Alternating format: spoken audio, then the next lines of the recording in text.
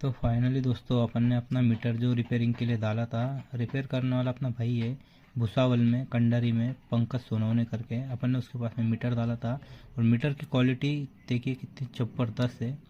Metre बनाने के लिए अगर डालना हो तो कांटेक्ट करें और मुझे मैसेज करें। और अपन चलते हैं अभी गैरेज पे चलने के बाद में मैं वापस आपको मिलता हूँ। तो अपन फाइनली गैरेज पे आ गए और ये अपना मीटर है। मीटर की क्वालिटी देखो, नया कवर भी लगाया और अभी अपन गैरेज पे आ चुके हैं। चलो मीटर फिटिंग करते हैं। तो देखो दोस्तों, अपना मीटर फिटिंग हो गया है। देखो एक नंबर मीटर लग रहा है और मीटर की फिटिंग अपन ने अपने भुसावल में ही की है। तो कैसा लगा आपको ये वीडियो, लाइक करें, सब्सक्राइब